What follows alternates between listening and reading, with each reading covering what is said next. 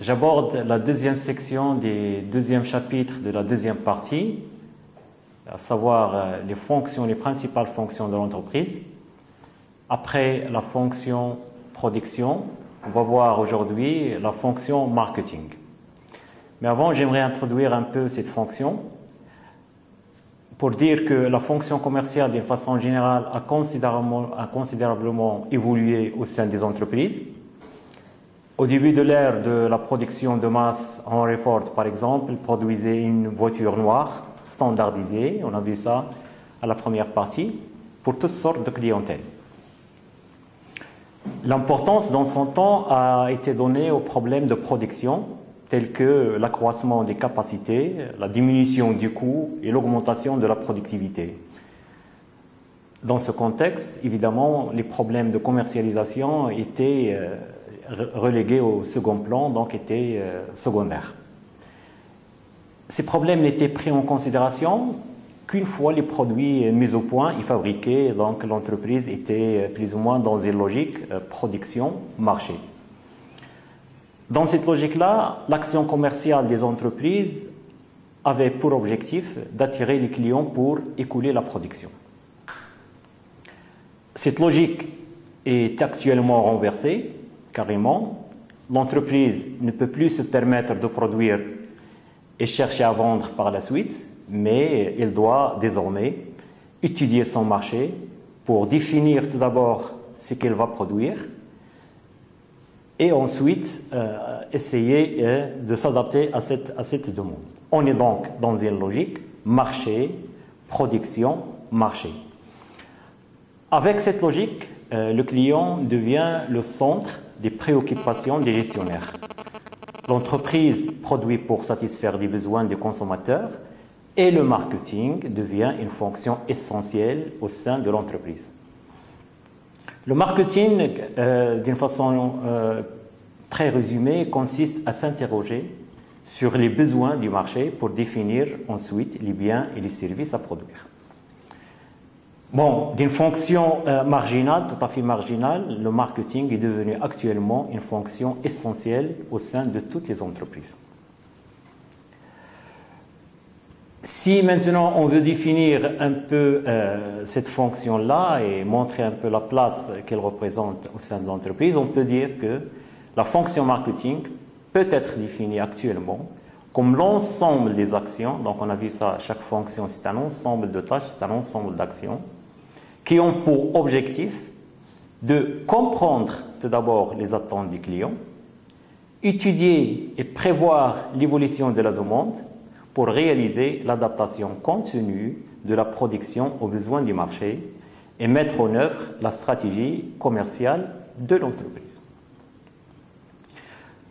Dans une économie libérale, toutes les activités destinées au grand public sont concernées par le marketing. La place de cette fonction dans l'organigramme de l'entreprise, elle est devenue très importante, quelle que soit la taille, quel que soit le secteur d'activité de l'entreprise, avec toutefois quelques différences par rapport justement à cette taille et par rapport au secteur d'activité. Mais pratiquement dans toutes les grandes entreprises, la direction marketing occupe une place très importante. Dans les PME, cette fonction est assurée par le directeur commercial et ou en partie externalisée au cabinet extérieur en ce qui concerne la réalisation des études. Parce qu'il demande assez de moyens et assez de temps, donc on préfère faire faire ces études par des cabinets extérieurs et se concentrer sur les résultats et leur application. Bon, les très petites entreprises, cette fonction est exercée directement par le chef d'entreprise, aidé là aussi par des cabinets extérieurs. Mais cette fonction, la place de cette fonction dans l'entreprise est aussi fonction de la nature de l'activité et de la conception qu'ont les dirigeants, bien entendu, de la place de cette fonction au sein de leurs entreprises. Le marketing est en lien avec toutes les autres fonctions de l'entreprise. Donc les réponses aux attentes des clients et à l'évolution de la demande nécessitent bien entendu une négociation au sein de l'entreprise, donc avec la fonction financière, du fait que par exemple une diminution du prix ou une augmentation du prix concerne la fonction financière, comme on va le voir dans la section qui suit. Les promotions par exemple ont des incidences financières. Cette fonction marketing traite aussi, négocie aussi avec la fonction logistique en ce qui concerne la distribution.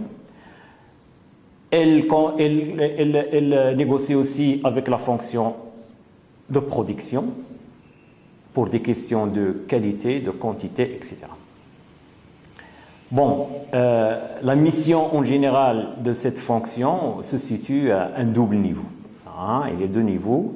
Si on veut analyser un peu la mission de cette fonction, il y a un niveau stratégique, donc on parle du marketing stratégique, et un niveau opérationnel, comme vous allez le voir sur le schéma, et un niveau opérationnel, on parle du marketing opérationnel. Bon, le marketing stratégique, c'est quoi? Bon, le niveau stratégique concerne toutes les actions de cette fonction qui se situent en amont de la conception des produits. Donc, avant la conception des produits, on parle du niveau stratégique du marketing. Avant de concevoir un produit, par exemple, l'entreprise doit connaître tout d'abord les besoins et les attentes des clients, les comportements d'achat, l'offre des concurrents, les prix pratiqués, la taille des marchés. Une fois toutes ces informations-là collectées, l'entreprise va décider quelle sera son offre et son positionnement dans le marché. Il s'agit là d'une démarche d'analyse et de réflexion pour réaliser tout simplement l'adéquation entre l'offre de l'entreprise et la demande présente et future du marché. Cette démarche est essentielle, elle doit s'inscrire dans le cadre stratégique global de l'entreprise, donc il faut qu'elle soit adéquate par rapport aux objectifs stratégiques décidés au niveau de la direction générale. Et une fois cette étape d'analyse est achevée, l'entreprise aborde le niveau opérationnel du marketing ou bien le marketing opérationnel. Tout simplement, le marketing opérationnel, c'est la mise en œuvre des décisions et des orientations prises au niveau stratégique. Cette mise en œuvre se fait dans le cadre d'un plan marketing. Généralement, c'est un plan annuel et qui est en adéquation avec la stratégie commerciale de l'entreprise, mais aussi avec les autres plans d'action financiers, de production, recherche et développement, gestion des ressources humaines, etc. Donc, il ne faut pas que le plan marketing présente des points qui ne sont pas, qui concordent pas avec les autres plans au niveau de toute l'entreprise. Ce niveau opérationnel comprend 4 grandes actions désignées par les 4 P ou le marketing mix, à savoir le produit, le prix, la distribution et la publicité, ou bien la promotion. Ce qu'on appelle les 4 P, c'est le marketing mix. La section suivante, on va voir maintenant après cette définition et les 2 niveaux d'analyse du marketing, on va voir la démarche marketing. C'est quoi la démarche marketing? Bon, tout simplement, c'est une attitude de recherche, tout d'abord, d'analyse, d'information, d'écoute du marché et de son environnement, et qui est censé permettre, tout d'abord, du côté de l'offre, un meilleur pilotage de la conception des produits, de la mise sur le marché de ce produit-là, de la gestion de son cycle de vie et de la rentabilité des produits et des services offerts. Ça, c'est du côté de l'offre. Elle est censée aussi permettre, du côté de la demande, une meilleure écoute et une plus grande satisfaction du consommateur final ou des consommateurs intermédiaires. Donc, vous avez là, sur le schéma, un peu la démarche du marketing. Le point de départ de cette démarche est la connaissance des besoins et des attentes du client. Ensuite, et parce qu'il ne peut satisfaire la totalité des désirs des individus, de toute la population qui compose le marché, l'entreprise est amenée à diviser ou segmenter le marché afin de sélectionner des cibles plus précises. Donc, une fois l'étude a été faite sur toute la population, on cible une partie de la population qu'on estime constituer notre marché. Pour chaque cible maintenant retenue, l'entreprise définit 4 paramètres qui constituent le marketing mix. Le produit, le prix, la distribution et la communication. L'évaluation du résultat est obtenue permet de corriger les erreurs observées aux différents niveaux de la démarche. Bon, maintenant, du côté de l'offre. Un marché, c'est l'ensemble des clients capables et disposés à acquérir un bien ou un service pour satisfaire un certain type de besoin. Le produit, là, il est considéré comme étant un moyen de satisfaire un besoin. Donc, on ne considère pas le produit en tant que tel, mais plutôt que de par ses fonctions qu'il remplit et la satisfaction que l'on en retire.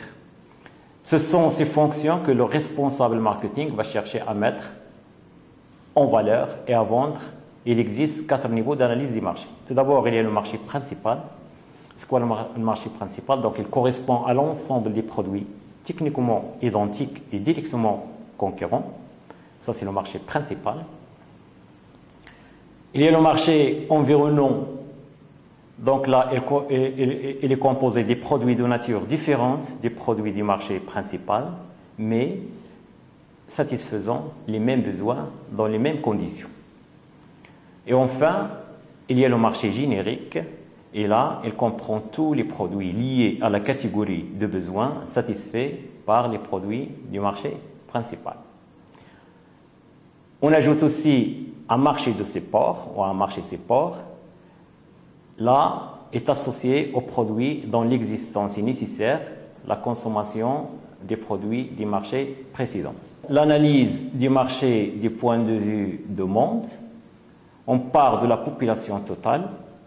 Dans cette population totale, il y a les consommateurs actuels. Bon, ce sont les gens qui achètent le produit soit à l'entreprise, soit à ses concurrents. Il y a les non-consommateurs relatifs.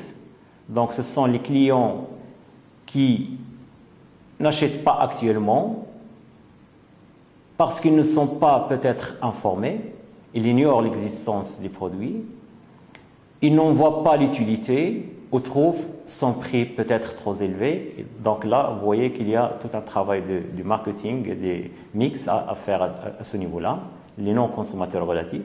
Mais aussi, il y a les non-consommateurs absolus, c'est-à-dire dans l'état actuel des choses, ne peuvent acheter le produit, peut-être pour des raisons profondes, d'ordre physique peut-être, d'ordre psychologique, d'ordre moral ou d'ordre réglementaire. Là, on les appelle les non-consommateurs absolus, donc à exclure de notre marché cible, donc parce que quel que soit l'effort fait au niveau du marketing, ces consommateurs ne peuvent pas, pour une considération ou autre, acheter notre produit. Bon, là, le marché actuel de la concurrence plus le marché actuel de l'entreprise constitue le marché actuel de la profession. Donc là, toute la profession travaille sur ce marché actuel. Si j'ajoute aux consommateurs actuels les non-consommateurs relatifs, donc j'obtiens le marché théorique de la profession. Le marché théorique de la profession. Maintenant, le marché potentiel de l'entreprise, c'est le marché actuel de l'entreprise, ce qu'elle a, et plus ce qu'elle peut gagner sur le marché de la concurrence, plus ce qu'elle peut gagner sur le marché des non-consommateurs relatifs. Ça veut dire les non-consommateurs relatifs, les gens qui ne consomment pas actuellement le produit, mais peut-être s'il y a un ciblage bien précis au niveau des prix, au niveau de la distribution, au niveau de la publicité, ils peuvent se convertir en des consommateurs effectifs. L'analyse du marché elle est faite, elle met en évidence plusieurs catégories de consommateurs et permet de décomposer le marché en plusieurs sous-ensembles. On passe à la segmentation des marchés.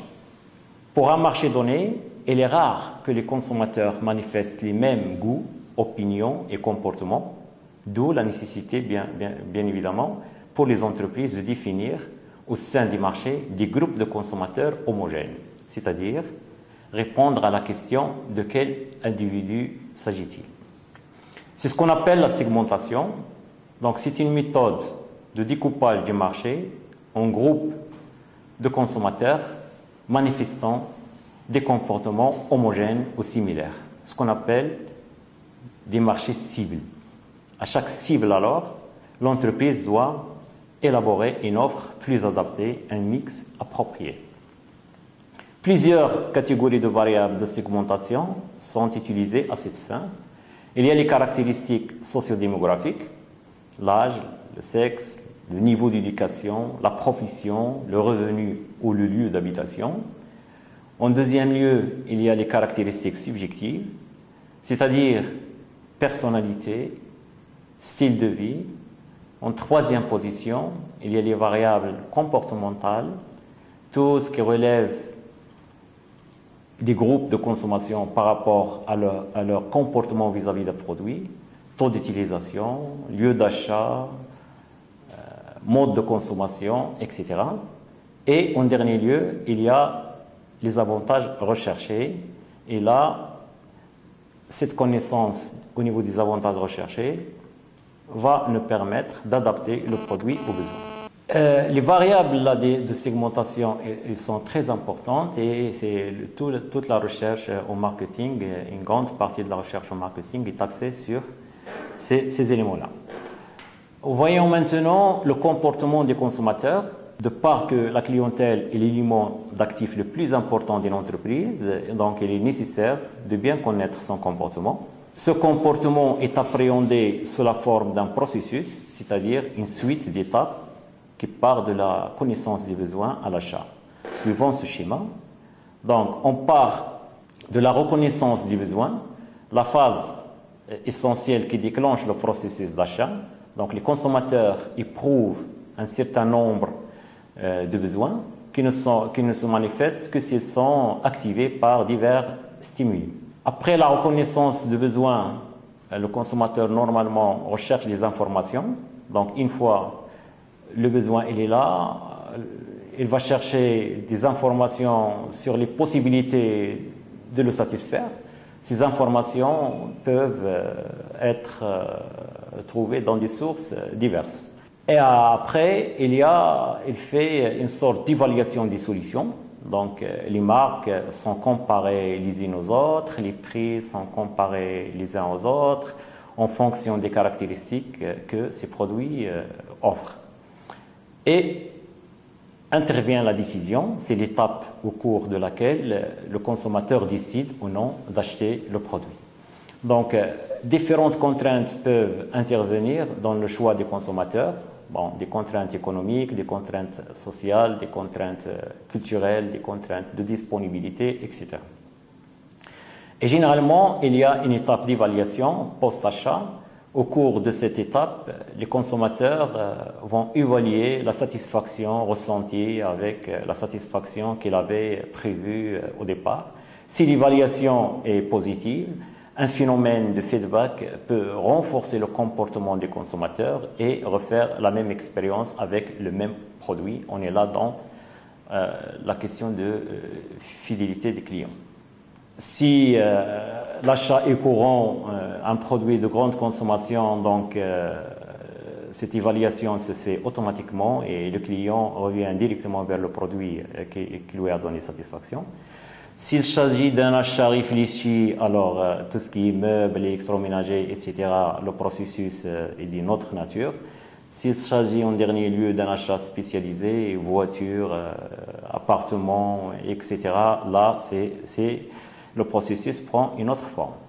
Voyons maintenant les facteurs qui peuvent expliquer le comportement des consommateurs. Le comportement des consommateurs est soumis à l'influence de divers facteurs. des facteurs propres à l'individu, des facteurs qui relèvent de son environnement général. Une grande partie des comportements de l'individu est conditionnée par des facteurs d'environnement. Cet environnement comporte différentes facettes, l'appartenance à une culture, l'appartenance à une classe sociale, à une famille, à une tribu, à une caste, etc. Donc tout ça détermine fortement le comportement des consommateurs. Mais généralement, on retient comme facteur influent sur ce comportement les besoins et motivations. Tout ce qui peut pousser l'individu à entreprendre une action, donc les motivations, ils ne sont pas toujours conscientes. Les études de motivation ont pour objectif justement de mettre en évidence ces facteurs qui poussent l'individu à prendre la décision d'achat. Il y a aussi la personnalité, donc les croyances, les habitudes que chaque individu présente. Ils ont une influence importante sur le comportement des consommateurs. Il y a les attitudes, donc l'attitude c'est une prédisposition d'un individu à évaluer d'une certaine manière un objet et agir d'une certaine façon à son égard. Donc il a une attitude positive ou négative.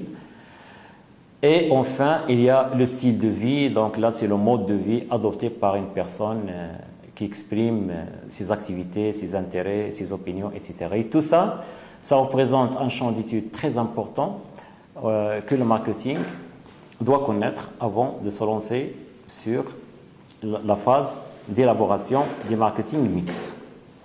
Donc, après avoir réalisé des études de marché en principe, parce que ce n'est pas toujours évident, et après avoir segmenté la clientèle en des segments cibles et étudié son comportement selon les variables qu'on vient d'évoquer, on va appliquer à chaque segment la règle des 4 P. Revenons à chacun de ces 4 points. Il y a tout d'abord le produit. Il constitue l'élément de base du marketing mix. Donc les autres variables du mix en sont largement dépendantes. On peut distinguer 3 niveaux d'analyse dans la conception de son produit.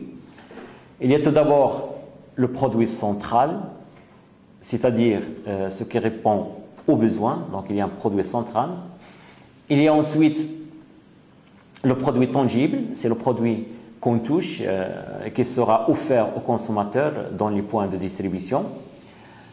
Et il y a le produit augmenté, c'est-à-dire le produit tangible, plus le produit central bien entendu, et plus les avantages supplémentaires. Et ça, vous aurez l'occasion de le voir en détail dans la matière du marketing. Ici, j'essaie tout simplement d'évoquer un peu quels sont les grands éléments des produits.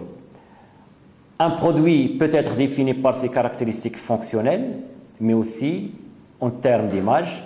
Les caractéristiques fonctionnelles sont d'ordre physique, c'est la composition des produits, ses dimensions, sa performance technique, sa facilité d'utilisation, ses qualités esthétiques. Là, ce sont des caractéristiques fonctionnelles. Et il y a les caractéristiques d'image. Donc, voilà, c'est le contenu symbolique un peu du produit qui est plus ou moins associé à des valeurs données, à des motivations spécifiques, à l'expression d'une personnalité ou bien d'une image souhaitée. Donc, beaucoup de produits essayent de jouer sur cette caractéristique d'image qui sont très importantes, parfois que les caractéristiques fonctionnelles, quoique les fonctionnalités des produits, c'est ce que répond exactement aux besoins. Donc, on cherche tout simplement à les caractéristiques fonctionnelles, mais en premier lieu, mais ce qui est important, ce sont les caractéristiques d'image qui donnent un peu ce contenu symbolique au produit et qui répond à des motivations spécifiques pour les consommateurs. Voyons maintenant la marque. Bon, la marque, c'est un signe de reconnaissance qui sert à distinguer les produits d'une entreprise. Donc, une marque, vous avez là une photo qui montre toutes les marques qui existent.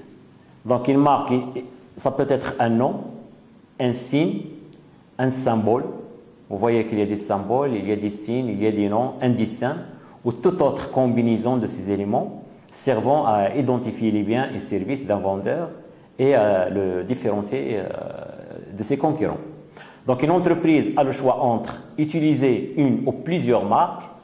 Il y a des entreprises qui travaillent sous une marque ou bien sous plusieurs marques. Il peut également employer une marque propre ou faire appel à une marque de distributeur, comme ce qui se passe chez nous dans l'industrie agroalimentaire. Donc il y a des marques des producteurs, mais il travaille aussi des marques de distributeurs. La marque, elle remplit plusieurs fonctions. Donc elle sert à identifier l'origine des produits, offre au consommateur une garantie et protège le produit contre d'éventuelles imitations. Donc en plus de la marque, pour le produit, il y a le conditionnement. Le conditionnement, il désigne tout simplement l'enveloppe des produits tel qu'il se présente à la vente. Ce conditionnement-là, il signifie 3 niveaux. Premier niveau, c'est le conditionnement primaire, c'est-à-dire qui est directement en contact avec le produit. Il définit généralement l'unité de consommation du produit, comme vous le voyez sur l'image là. Il y a le conditionnement secondaire. Donc, il constitue l'unité de vente proposée. Il comprend des éléments destinés à protéger le conditionnement primaire, mais aussi, il peut servir comme un support promotionnel. Donc, et il y a enfin le conditionnement d'expédition. Ce sont les cartons qui servent au transport, à l'identification, au stockage et à la manutention des produits. En plus des conditionnements des produits, un élément très important lorsqu'on gère le produit, c'est le situer dans un cycle de vie. C'est quoi le cycle de vie? Donc, comme toute autre chose, un produit suit un cycle de vie qui débute par le lancement et en passant par la croissance, la maturité et finalement sa phase de déclin qu'il faut à ce moment-là le retirer carrément de la production. Mais le produit présente différentes caractéristiques en termes de rentabilité durant chacune de ces quatre phases. Par exemple, dans la phase du lancement, le produit vient d'être introduit sur le marché, donc il est peu connu par les consommateurs. Forcément, l'entreprise doit mener un effort au niveau de la promotion chez les consommateurs finaux, mais aussi chez la distribution. Donc il y a des charges, des coûts très importants qui vont avec la phase du lancement d'un produit. Les ventes, elles, évoluent lentement, donc les coûts de production sont très importants, donc forcément cela va se répercuter sur le résultat qui est dans cette phase-là. Pour ce produit-là, le résultat il est inférieur à 0, donc il est négatif. Deuxième phase de croissance, là le produit commence à être connu par la distribution mais aussi par le consommateur final. L'accroissement des ventes associé à la réduction des coûts vont faire apparaître des bénéfices, mais ces bénéfices-là vont attirer aussi la concurrence. Le produit est rentable, mais il y a le risque de voir d'autres concurrents entrer dans le marché. La troisième phase, qui est la phase de maturité, là, le marché potentiel est atteint. Comme on l'a vu, le marché potentiel, donc il est saturé. Les ventes totales se stabilisent. Donc, il y a une tendance de surcapacité de production. Et pour maintenir les ventes, il faut augmenter les dépenses de marketing et essentiellement des promotions. Viendra par la suite la phase de déclin. Donc, forcément, là, de nouvelles technologies vont permettre de mieux satisfaire les besoins et apparaissent une mutation au niveau des habitudes de consommation. Donc, les habitudes se modifient et les ventes et les résultats vont baisser. Mais là, ce n'est pas une fatalité. Il y a des stratégies adaptées à cette phase de déclin qui peuvent redonner une autre vie à des produits. On a vu ça dans des secteurs particuliers. En plus de l'étude des cycles de vie d'un produit, il faut aussi s'intéresser à la gamme de produits. Bon, c'est quoi la gamme?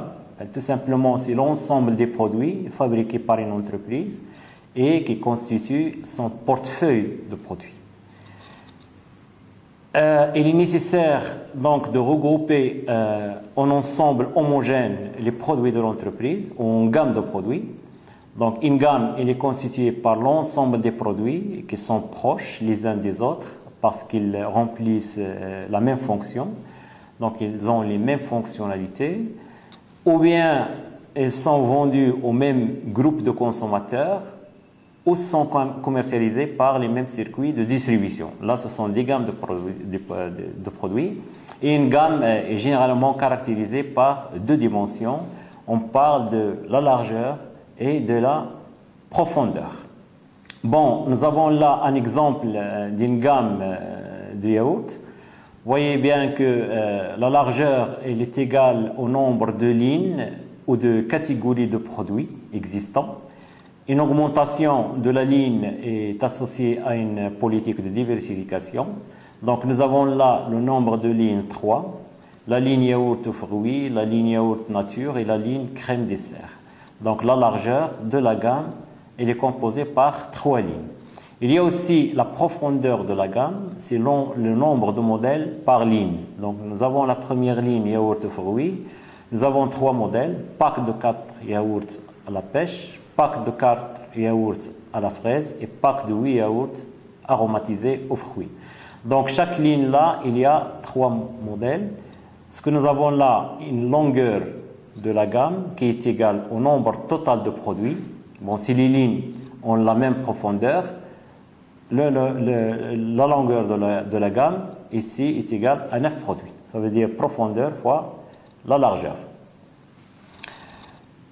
Les produits de la gamme donc n'ont pas tous le même rôle, donc ils ont des rôles variés à remplir. On parle des produits leaders, donc ce sont ceux qui assurent la plus grande partie du chiffre d'affaires ou du résultat de l'entreprise.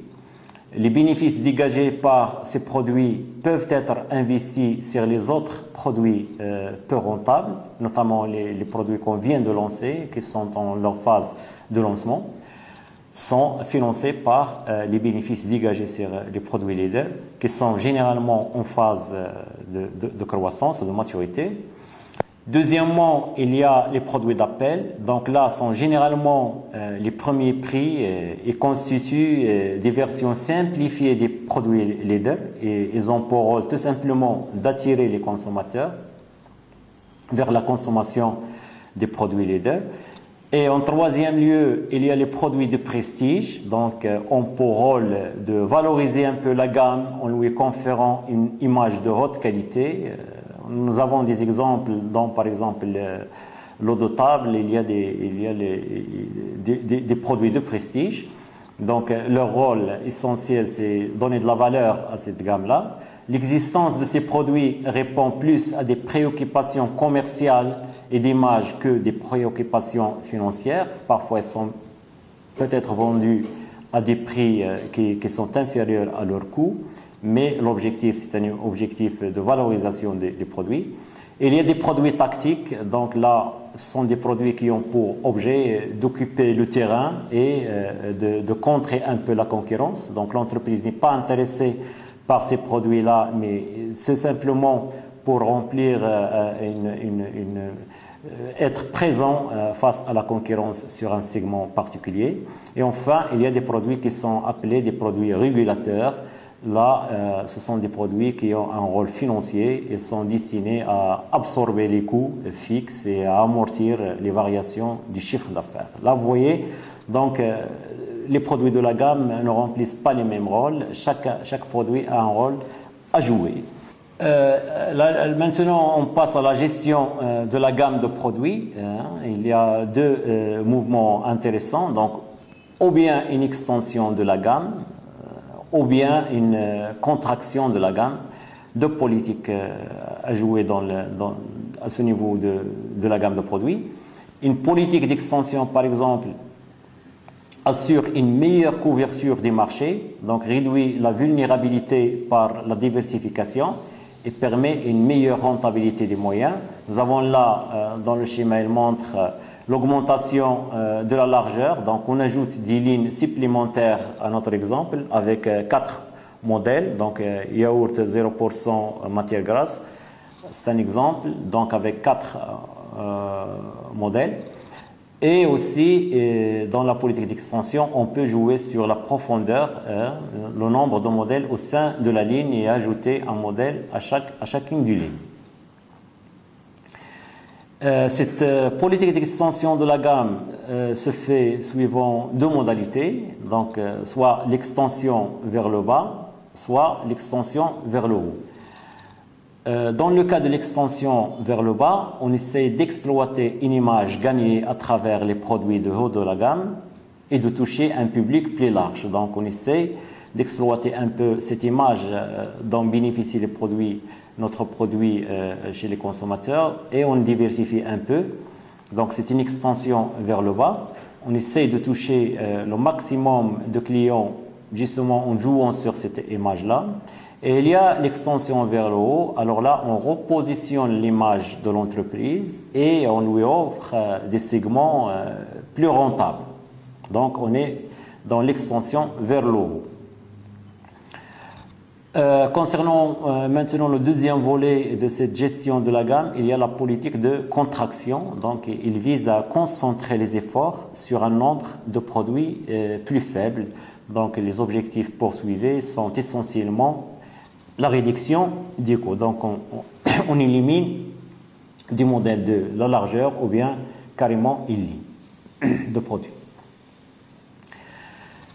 Donc, après le produit, comme première variable du marketing mix, il y a la politique de prix. La politique de prix, là aussi, il a plusieurs objectifs. Il y a tout d'abord un objectif de profit. À travers le prix, on va essayer de rechercher la rentabilité à long terme ou bien à court terme. À long terme, donc, on va chercher des prix stables, mais qui assurent des résultats réguliers. Ou bien à court terme, on va exploiter au maximum la situation actuelle, ça veut dire une politique d'écrémage. Deuxième objectif recherché à travers la politique de prix, c'est un objectif de volume.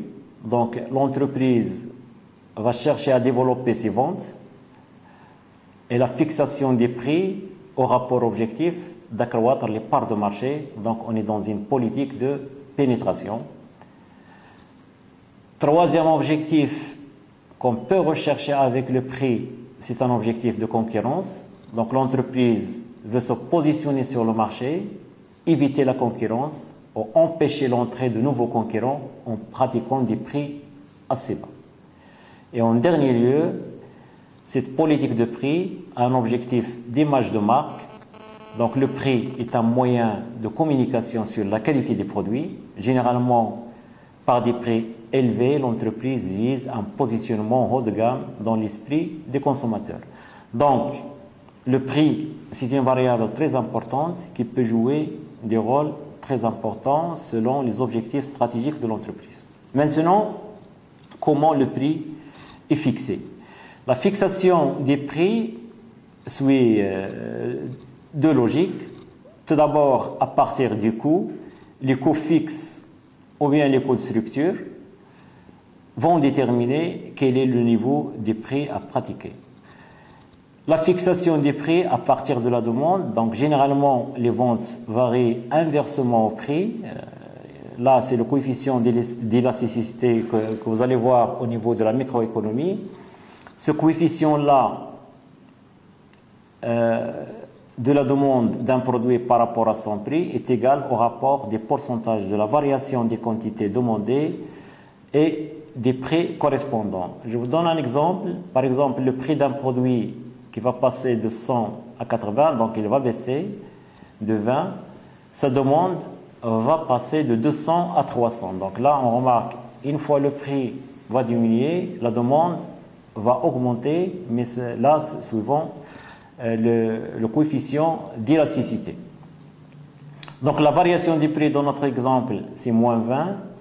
La variation de la demande, c'est plus 100. Donc l'élasticité égale variation relative de la demande sur la variation relative des prix. Donc 100 sur 200 sur moins 20 sur 100, ça donne moins 2,5. Donc on remarque dans ce cas-là que la demande elle est très sensible au prix, il varie 2,5 fois plus fort que la variation des prix. Et bien entendu en sens inverse, quand le prix diminue, la demande augmente, et quand le prix augmente, la demande va diminuer. Donc là, ce sont à peu près les principaux éléments à prendre lorsqu'on essaie de définir le prix. Mais aussi, il y a des phénomènes psychologiques qui entrent dans la fixation des prix. Donc, ce n'est pas toujours des éléments de coût, des éléments de considération quantitative, mais aussi il y a des considérations psychologiques qui entrent en ligne de compte pour la fixation des prix d'un produit. Il y a ce qu'on appelle le seuil d'acceptabilité. Donc il existe un prix maximum au-delà duquel les consommateurs ne peuvent plus acheter le produit. C'est un prix maximum. Et il y a aussi un prix minimum en deçà duquel les acheteurs doutent de la qualité ou de l'image des produits. Imaginez-vous par exemple devant un marchand d'un produit alimentaire, pensons par exemple à la viande hachée qui coûte, je dirais, 10 dirhams le kilo, donc ça risque forcément de faire fuir les consommateurs.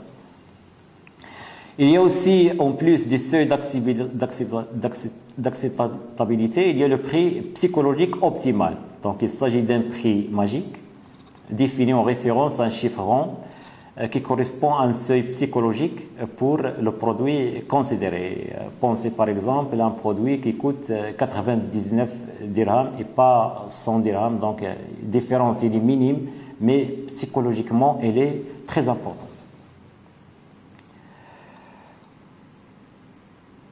Intéressons-nous maintenant à la fixation des prix à partir de l'offre. Donc il y a là deux stratégies. Il y a une stratégie d'écrémage du marché, donc avec des prix élevés. Cette stratégie permet de réaliser des marges très fortes, mais elle limite la diffusion des produits et risque de susciter l'apparition de la concurrence. À côté de l'écrémage des marchés, ça veut dire des prix élevés, il y a ce qu'on appelle la pénétration des marchés. Là, on agit avec des prix faibles, mais qui permet une diffusion plus rapide des produits, ce qui se traduit par une réduction du coût. Donc, cette stratégie est généralement poursuivie pour se protéger de la concurrence. Donc là, c'est ce qu'on peut dire au niveau de cette deuxième variable du marketing mix. S'intéressant maintenant à la troisième variable qui est la distribution. La distribution a pour objectif tout simplement de mettre les produits à la disposition des consommateurs dans les lieux et les quantités voulues. Elle se décompose généralement en une série de fonctions, donc il remplit plusieurs fonctions. Tout d'abord le transport, donc le transport physique des produits de l'entreprise au client. Deuxième fonction remplie par la distribution, c'est le stockage. Donc, il va permettre l'ajustement de l'offre à la demande au cours du temps. Donc, le stockage il est très important. Il pose des problèmes financiers importants, d'emplacement, etc. Troisième fonction remplie par la distribution, c'est l'assortiment. Alors là, il s'agit de transformer des lots de production en lot de vente, ce qu'on appelle l'assortiment. Troisième fonction assurée par la distribution, c'est le fractionnement. Alors là, il s'agit de l'éclatement nécessaire de la production en lot de taille réduite, adapté aux besoins des consommateurs. Et il y a enfin l'information. Donc, la distribution joue un rôle de médias avec l'affichage du prix, des actions promotionnelles, la publicité sur les lieux de vente, ce qu'on appelle le PLV, etc. Un canal de distribution, c'est l'itinéraire suivi par un produit pour aller des producteurs aux consommateurs. Ce canal de distribution peut être plus ou moins long. Il y a tout d'abord un canal ultra court qui ne présentent pas d'intermédiaire entre l'entreprise et le client final. Il y a une autre structure de distribution qui se caractérise par un canal intermédiaire. Donc il y a l'entreprise, le détaillant et on arrive au client final.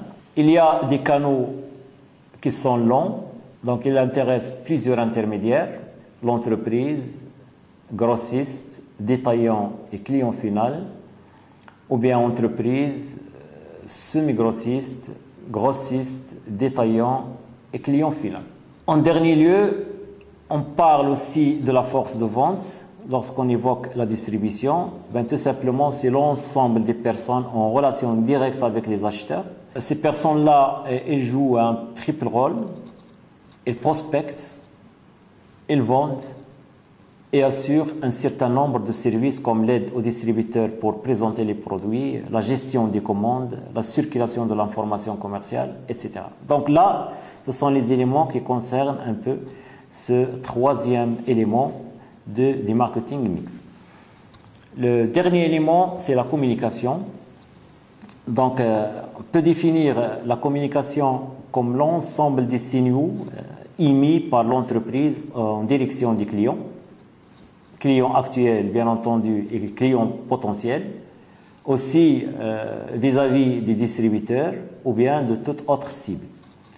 Le but de la communication n'est pas seulement de faire vendre, mais aussi de transmettre des informations auprès du public visé de façon à modifier leur connaissance des produits, leurs attitudes et leur comportement vis-à-vis d'un produit ou d'une entreprise, vis-à-vis d'une marque, vis-à-vis d'une idée, etc.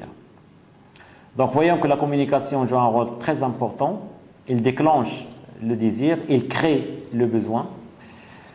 Il a des objectifs très importants. Donc, généralement, ils sont schématisés par un processus en 4 étapes qui visent tout d'abord à attirer l'attention, à susciter l'intérêt et le désir, et enfin à déclencher l'achat. Donc, c'est le modèle qu'on appelle AIDA. Donc, c'est l'attention, l'intérêt, le désir et les actions. Il y a 4 niveaux de communication. Donc, on peut communiquer au niveau des produits, on peut communiquer au niveau de la marque et on peut communiquer au niveau de l'institution et de l'entreprise. Concernant la communication au niveau des produits, alors là, cette communication cherche à présenter aux consommateurs les caractéristiques des produits proposés, tout simplement. La communication de marque valorise un peu l'image et les symboles qui sont rattachés à la marque. Donc, il s'intéresse aux aspects subjectifs des consommateurs. Donc, on a vu que cet élément est très important dans le processus d'achat. En troisième lieu, la communication d'entreprise. Alors là, c'est une communication qui a pour but de décrire les caractéristiques physiques, socio-économiques et financières d'une organisation, ainsi que sa politique. Il s'adresse généralement au personnel, mais aussi il s'adresse aussi aux investisseurs, aux financeurs. Et en dernier lieu, il y a la communication institutionnelle. Et là, on met l'accent sur le système de valeurs de l'entreprise. Elle est destinée généralement aux individus qu'on considère comme étant membres d'une société et appartenant ou non à l'organisation. Si par exemple une entreprise communique sur son intérêt pour l'environnement, on est donc dans la communication institutionnelle. Alors là, c'est tout ce qu'on peut dire au niveau de cette deuxième section qui concerne la fonction marketing. C'est une fonction qui est très importante, qui est une fonction qui est actuellement au centre de l'entreprise et de sa performance dépend la survie et la compétitivité de l'entreprise, notamment dans des environnements qui sont ouverts à la concurrence et à la compétition.